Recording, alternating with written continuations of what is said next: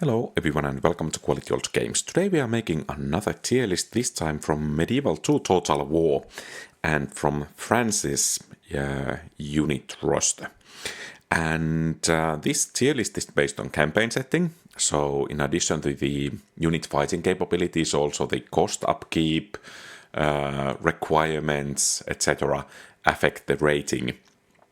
So yeah, the campaign setting affects this, and also the fighting capabilities are quite a bit determined by my how good is series.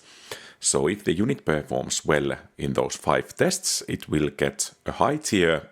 In here, of course, I will use some judgment in some places if I deem that it's necessary, but overall, those tests affect quite a bit.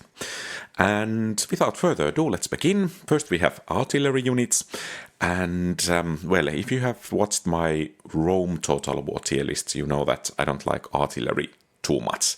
Perhaps my dislike is not as big in Medieval 2 Total War as it is in Rome Total War, but still I think artillery units are kind of niche category. Of course, if, for instance, Citadel has cannon towers or ballista towers, you most likely will need artillery. So in those cases, it's really essential. But in kind of open field battles or defending settlements or so on, I don't think artillery is that good. But let's begin with ballista. Well, regarding taking down settlement walls, not really good. Perhaps you can knock down gates, or if there is only wooden palisade or something like that. And of course in battles it's rather accurate, so perhaps you can force the enemy to engage if it doesn't have artillery, but overall I don't think it's money well spent or army troop slot well spent if you have ballistas. It's kind of the weakest artillery unit. Then we have the strongest artillery unit, Basilisk. And of course, well, this is the kind of the ultimate weapon to knock down those castle walls if they are causing some troubles and so on. Of course, this is a late game unit. The buildings cost quite a bit from which you can get these. I mean, long range in battles, yeah, that's nice, but when the army start to move, this kind of loses its usage in the army battles, in my opinion. So it's kind of situational unit. And of course it's superior for knocking down those castle walls, but otherwise I don't think even this one is that good. Of course, explosive shots are nice if you manage to land them on the enemy army, but yeah, I think it's only average and actually in the lower end of average. Then we have Bombard. Well, it's kind of the first gunpowder unit or artillery piece you can get.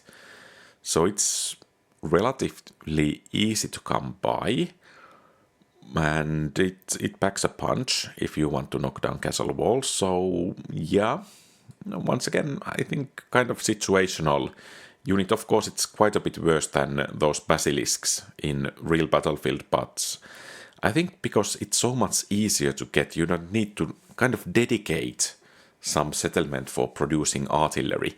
So I think because of that, it gets a bit higher place in the average tier. Perhaps if the campaign drags really long, then these late game units will become more important. But at least in my campaigns, I have found out that usually the campaign tends to end before it's rather viable to train these late game units. Then we have catapult. I think this is rather interesting piece of artillery because it can knock down even stone walls. Of course, it's not really good at it, but it can get the job done. Perhaps barely. But in any case, and also in battles, because the flight trajectory of the artillery shots, especially the flaming shots, is such that it inflicts damage in a kind of tear-shaped area. So in addition to the landing blast radius, while the shot is traveling through the enemies, it's inflicting casualties. And because of this, I think Catapult is actually perhaps the best artillery unit that can be used in battle. Of course, the range is limited, but it's relatively early game unit. You can get it from castles and cities. So I think because of these reasons, it's actually a good unit. Perhaps not strong good, but good nonetheless. At least I like to use catapults. Then we have Cavalry, rather earlier version of Basilisk. I mean, kind of same things apply as to these other siege weapons. I will put it in bad tier because, well, let's put it in average, because it's easier to get and it packs a punch once again and so on. Then we have Grand Bombard. Yeah, that's not too much of an improvement over that Bombard. So kind of a mid-tier unit between Bombard and these late-game artillery pieces. So yeah, average perhaps. Let's put it on bad tier. And then we have Serpentine. I don't know if I don't use it properly. It's kind of used for sniping heavy enemy units. I don't think I have found too much use of this unit in the battlefields. Of course, if the enemy is camping, then yeah, you can land shots.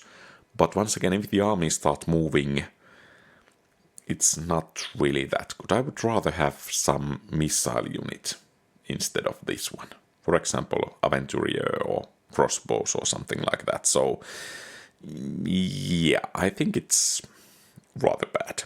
And then we have Trebuchet, kind of the highest tier early game unit, once again recruitable from castles and cities. It's more efficient at knocking down settlement walls than Catapult, but at the same time, in my opinion, it's less accurate against troops in battle, even though it has longer range. But nonetheless, I think it's worse than Catapult, perhaps once again on average tier. But overall, I think most of the siege weapons are kind of situational. Then let's move to cavalry units. First we have General's Bodyguard. And, well, 2 hit points, heavy cavalry, you get them kind of free. The upkeep can be a problem at some points, but it's kind of manageable. So I think it's clearly epic or S tier unit. So, yeah. Of course, the problem is that you cannot train them yourself, but still, these guys kind of carry the early game quite often. Then we have Chivalric Knights.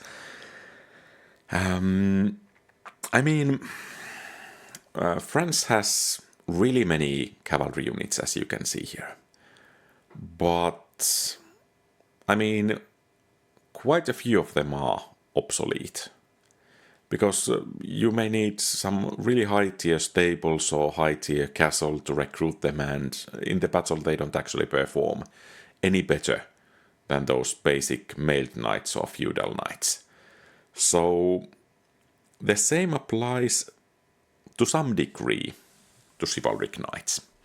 And because of that, they get only average tier plays. They are not bad in battle, but why would you want to use, say, golden weapons if iron weapons will do as well and cost quite a bit less than those golden weapons? I'm not sure if that's a good analog, but nonetheless. Then we have feudal knights, and, well, they do rather well in battle. They are relatively easy to get, so clearly a good unit, strong good unit. And if you can get feudal knights, why would you bother with chivalric knights? It's easier to access, and it performs quite just as well as chivalric knights. Then we have French mounted archers. And these are kind of the final form of missile cavalry. Of course, really end-game unit, but if you, and once you deploy these, you can pretty much beat anything in the battlefield. So, in my opinion, S-tier unit. Of course, Missile Cavalry in Medieval 2 is really good overall, but yeah, these guys, epic units, and of course they rather easily beat those bodyguards if they are facing each other. Then we have Gendarmes. I don't know how to pronounce that, but I will pronounce it Gendarmes. And this really suffers from the obsoleteness of late-game cavalry units. I mean, it doesn't have shield, so practically it's actually a bit worse than feudal knights, and it requires quite a bit more to get. So yeah, don't make. Don't at least aim for it. Of course, if you capture a settlement where there is the manufacturing capabilities or training capabilities already existing for these units, then train by all means. But if you are aiming for these guys, I mean, you're wasting your resources in the game. Then we have two Crusader units, Knights Hospitaller, Knights Templar. They have the same stats. You can get them from chapter houses. I mean, they are rather good units, in my opinion. They perform rather well. And of course, if you can get those chapter houses, you don't need to invest too much in producing those units. Of course, you need to join crusades, and then there is a bit of uncertainty in which settlements you can recruit these guys and get those chapter houses and so on. So that's the reason why they are below feudal knights, because you can kind of control from where you can recruit feudal knights. Then we have Lancers. Once again, they are obsolete. I mean, they look really cool, and it's a shame that they don't outperform these other knights over here.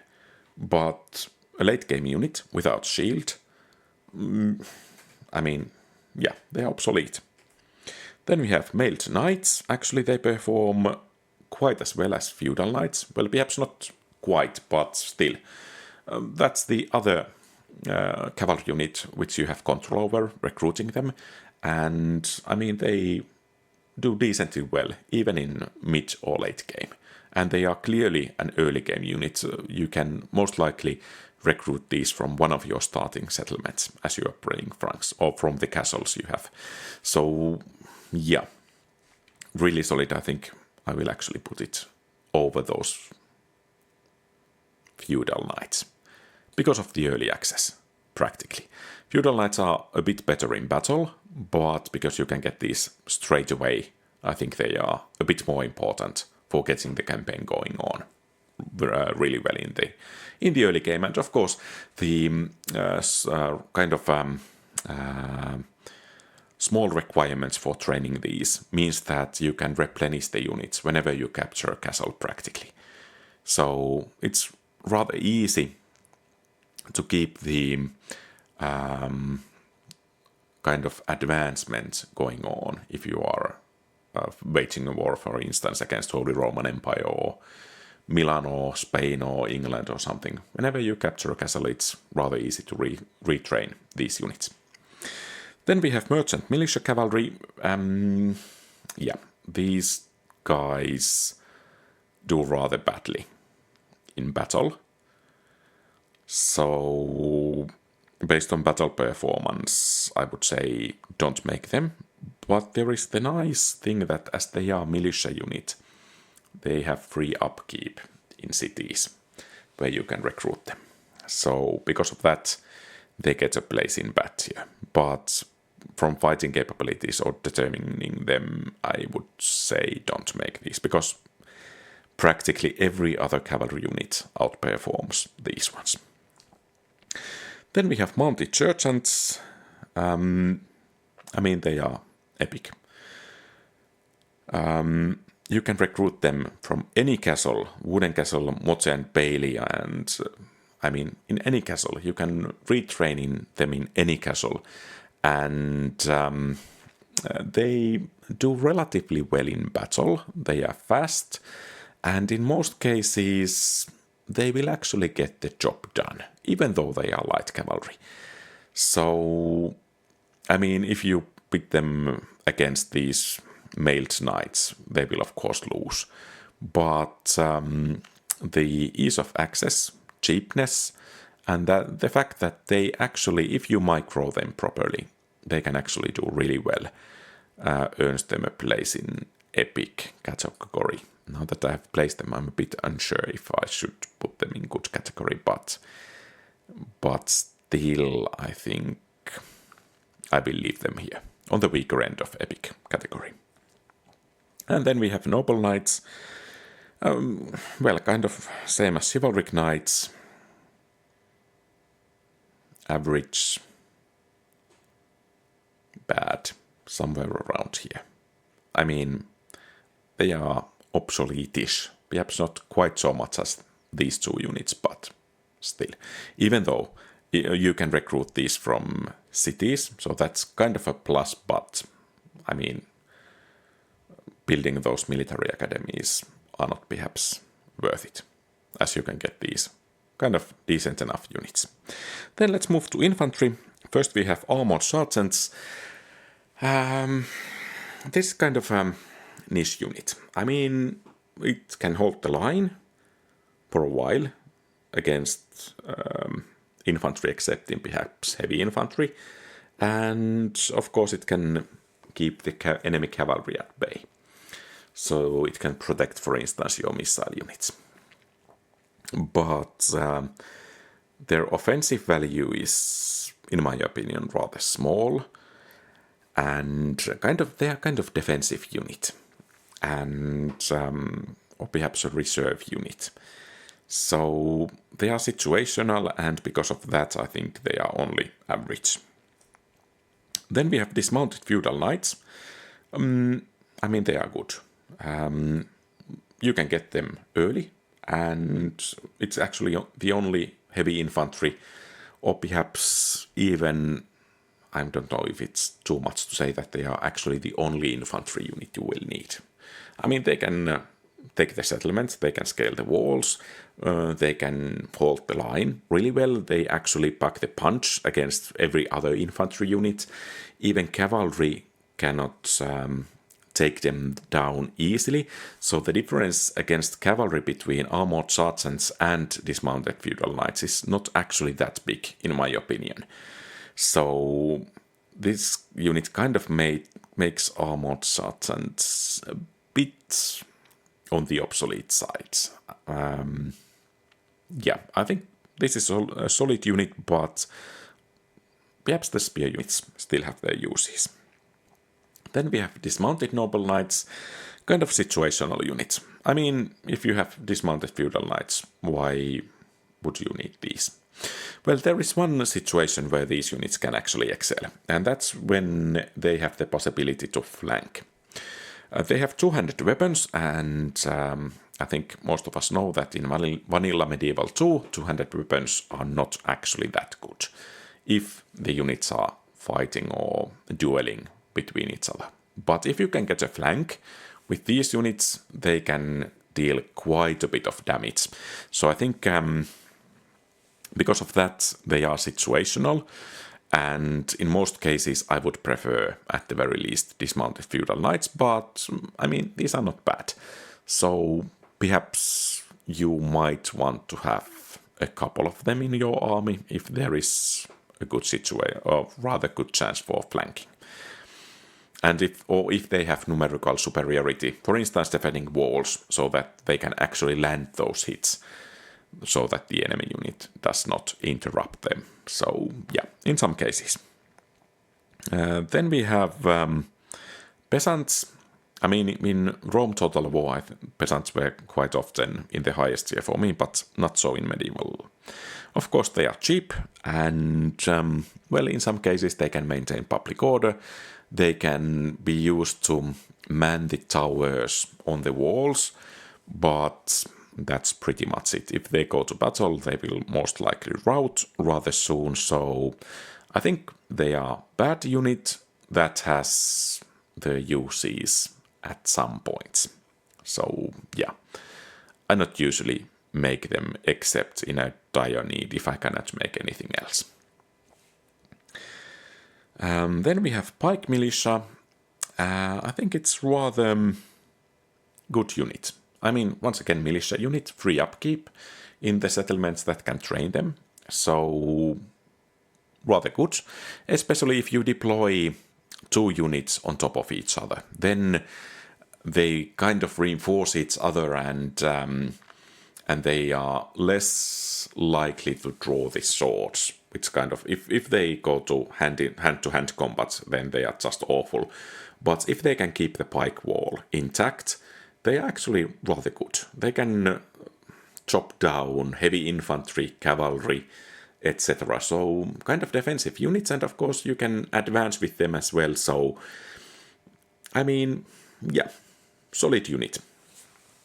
If you know how to use them. And that's a big if. If they are not used properly, then they are kind of trash. The same applies to pikemen, and they actually perform even better than those pike militia. So I will give them a place in high end of good tier. I mean, if you can deploy these properly, they will hold back almost anything. Well, if enemy actually has missiles, then they are in trouble, but otherwise, I think really, really solid unit. Actually, I think the best infantry for holding the line, if you can protect them from missiles. Then we have Sergeant Spearmen. I mean, yeah, you may need to use them in the early game, but you don't get free upkeep for them. They don't perform quite as well as those armored sergeants, so, I mean, in my opinion, they are kind of bad. Then we have Spear Militia. They don't perform that much better, but that free upkeep, for instance, is a clear bonus in my eyes. So you can get several of these practically maintained for free in cities. So yeah, that's nice. Town Militia, same applies regarding the upkeep than to Spear Militia, but in my opinion they perform in battle a bit worse. So they get place only in the bad tier. Then we have Volch Militia.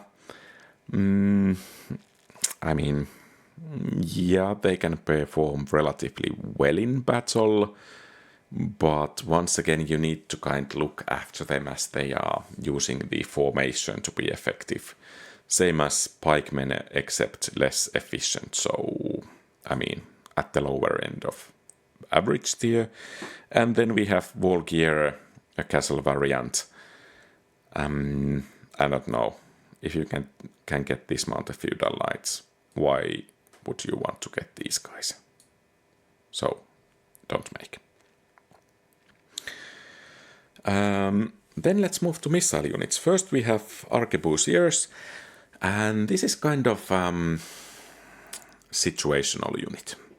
I mean, alone it doesn't do too well, but if you can keep it supported so that the enemy cannot get in hand-to-hand combat, it has really high armor-piercing attack value, so that's really nice. And of course it has that frightening effect. So, and it's late game unit. So I think it's kind of situational unit. And it requires a bit of thinking how to utilize it. And looking after so that it doesn't get trampled down by, for instance, cavalry charge. So I think I will give them a place in average tier. Mostly because they kind of need looking after. If they get to fire properly, they might really well perform epically in some battles. But in other cases, they might perform really badly, so I think average. I think this might be very valid point in which some of you might disagree, but I will put it in average in any case. Then we have Aventurier, crossbow unit, and I have to say I like crossbow units quite a bit. This is one of the end game or late game crossbow units, but heavily armored, it can do rather well in battle. And of course crossbows, even the most simple crossbow units pack a punch, and this is the elite crossbow unit, so it's really good in battle. Of course it's expensive and late game unit, so that kind of drops the score, but in my opinion a good solid unit. Then let's move to crossbow militia, and actually perhaps surprisingly this is one of the best units that France actually has access. I mean, it almost packs as much punch as this kind of late game or elite crossbow unit. Of course, if it goes to hand combat, it will perform quite a bit worse, but it's early game unit. There are free upkeep slots in cities for the unit. If you can man the walls, it will be really good, unless of course the enemy comes to hand combat. So you need to kind of look after that unit, but considering it's really early game unit and how well it will perform practically against any foe, I think it has earned a place in the epic tier. Then we have crossbowmen. They of course perform quite as well as these crossbow militias, but the requirements are quite a bit higher, and you cannot get free upkeep for these guys, so that's the reason for only good tier for these units. And the reason why they are above Aventuriers is that the requirements are significantly lower than for these guys. Then we have peasant archers. I mean, archery units can perform relatively well in any case, but compared to crossbowmen, I think these guys clearly lack the punch that's required, for instance, to deal with heavy infantry. They need to get into firing position behind the enemy infantry to actually take care of heavy infantry or heavy cavalry. And of course they are quite vulnerable to melee, so you should look after them a bit to keep them out of that melee. Then we have peasant crossbowmen. They actually perform in a quite similar way as those crossbow militias. The only difference is that you can get free upkeep slots in cities for these guys. So that's the reason why these guys are not in epic but only in good tier. And then we have Scots Guard, another elite missile unit, and it uses bows and arrows. I think it's actually armor piercing, so because of that it goes to good tier, but once again the price and requirements are so high that it actually cannot earn a place in epic tier, in my opinion. So here is my unit tier list for France in Medieval 2 Total War. Did I miss something? Did I add something too much? Or do you agree or disagree with my view? Feel free to share your thoughts in the comments below. And once again, this tier maker template is available for you if you want to make your own tier list. So feel free to enjoy that as well. So if you liked the video, please leave a thumbs up and subscribe to the channel. Have a great rest of the day. Quality old games.